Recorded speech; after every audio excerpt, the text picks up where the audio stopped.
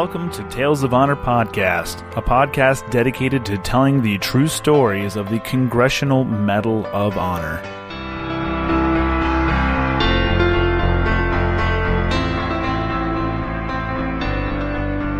Hello, everyone, and welcome to another episode of Tales of Honor Podcast. I'm your host, Christoph Ambrosch, and I'm going to do something a little different for this episode in the beginning here.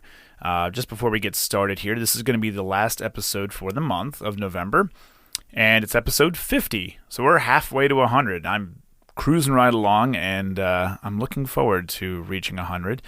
I'm looking forward to reaching 3,000, actually. We have a long way to go before we're even close to being done here, but I want to thank everyone for the support throughout the process here, and I want to give a special thank you to two other podcasts that have given a mention to the show, starting off with the Ross Patterson Revolution. Ross Patterson and Jesse Wiseman, who were on that show, they're awesome people, and they gave a shout out back in July when we first started, and very much appreciative of that. I know some of you that may be listening probably are listening because you heard about it on their show, and I very much appreciate you coming over. And hopefully you've stayed. If not, well, all right, well, whatever. And but I want to say a big thank you to them. Big fans of their shows and everything they do. So go support them. Ross Patterson Revolution is available everywhere you listen to podcasts, and they have a lot of good sponsors that help them out with their show. And I'm a big fan of everything that they do. Also, a newer podcast that's just come out not that long ago, the Vinny Rock podcast with Vincent Rocco Vargas. Big fan of Mr. Vargas, of Rocco.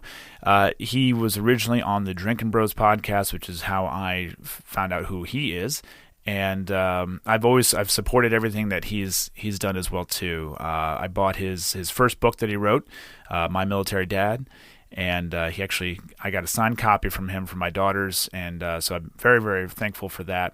And but he had shared some fathering advice on his podcast recently, and I really took it to heart, being the father of two girls. And I mean, he's being a father of 6 right now. It's a little bit different, but the basics are still there, and it really inspired me a little bit. So I took the liberty of making a little inspirational photo with his likeness on it, and with his quote. And it really, my goal was not to get more follows out of it. It really was something that just inspired me, and I wanted to put it out there for others. Maybe it would help others as well too. But he did take it and shared it as well, which brought some other people onto this podcast, and I really, really appreciate that.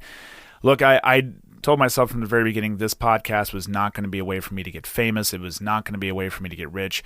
It'll probably never happen. However, my whole point of this podcast, my mission is to get these stories out, and so more people can learn about what has really been done to make this country what it is, the sacrifices that have been made, and obviously the Medal of Honor are coined as the highest sacrifice that has been made for this country, with actions that are supposed to be the greatest, the best, the highest, with for the military in our country. So that's all. My goal for this show was just to get awareness out, and by these two higher volumed podcasts getting the name out there, I really am very, very grateful that we have more listeners.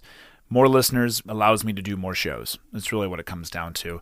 I don't get paid to do this show. I do receive money from my sponsors, which is Design Cake Studios and Sunrise Linens, and like anything, whatever money is earned in the name of this show, 75% goes directly to the Congressional Medal of Honor Society.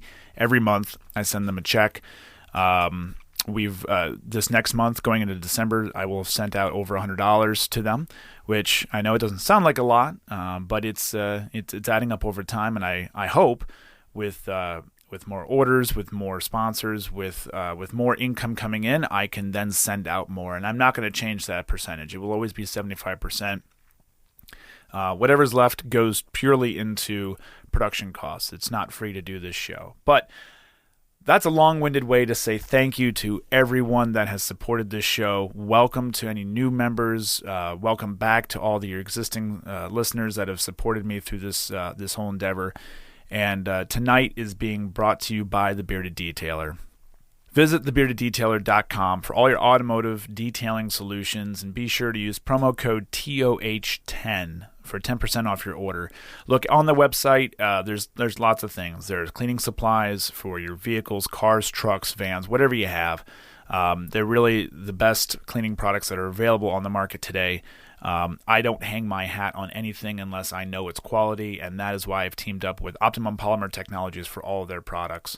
And I just wanted to spread the good word of Optimum Polymer Technologies. So lots of cleaning supplies. If you'd like some Laminex protective films to help keep your headlights from getting cracked or maybe change the color a little bit, they do have tinting on there as well. If you don't see your model of vehicle, maker model, just send an email, and I'll do what I can to get you what best fits your vehicle. And there's also OEM parts, replacement parts, modification, whatever you need for your vehicle.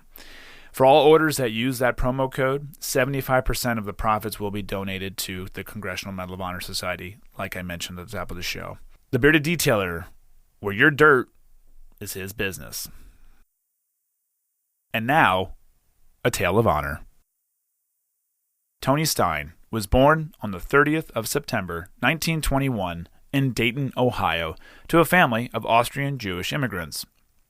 He attended Kaiser High School in Daytona and enlisted in the U.S. Marine Corps after high school on the 22nd of September, 1942. From the end of his recruit training until 1944, Tony was a member of the Para-Marines.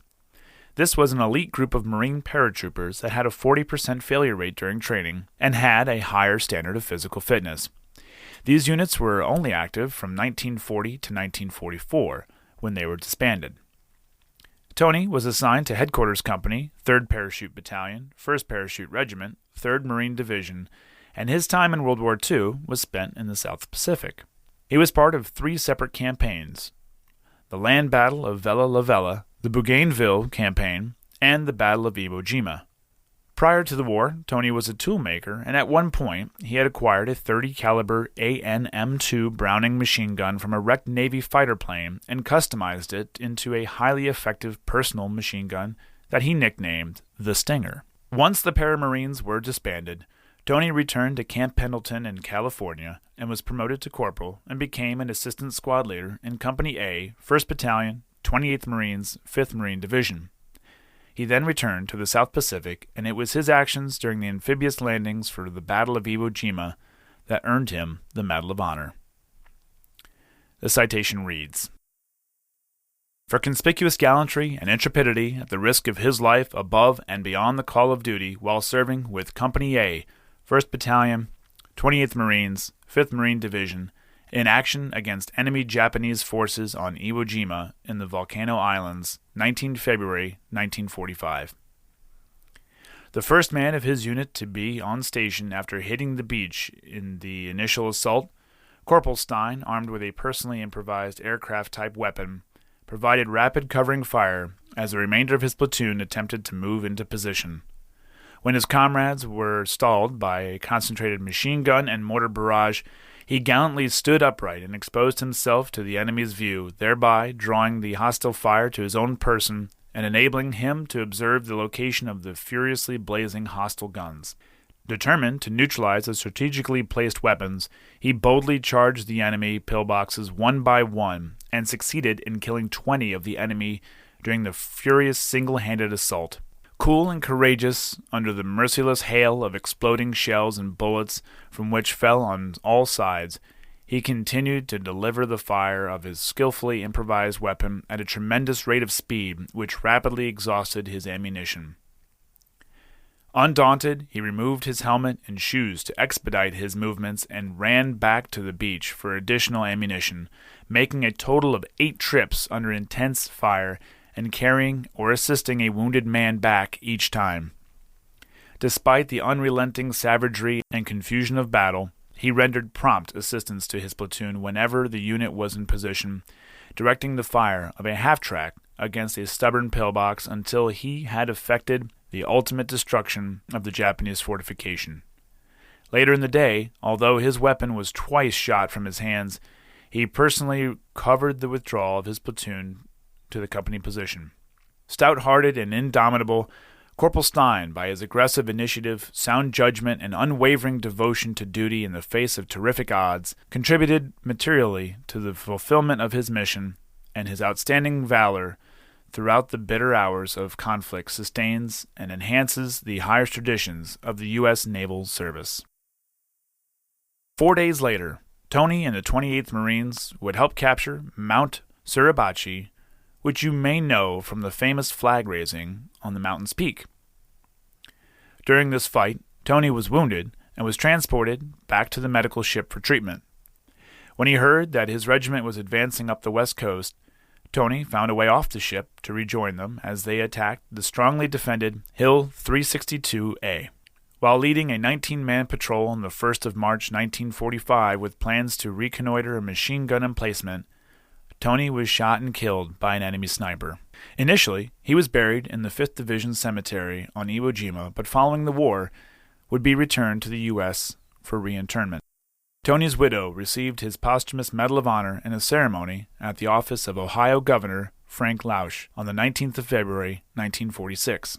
Tony Stein, Dayton, Ohio's only World War II Medal of Honor recipient, received full military honors when he was buried on the 17th of December, 1948, in Calvary Cemetery. And that was a Tale of Honor.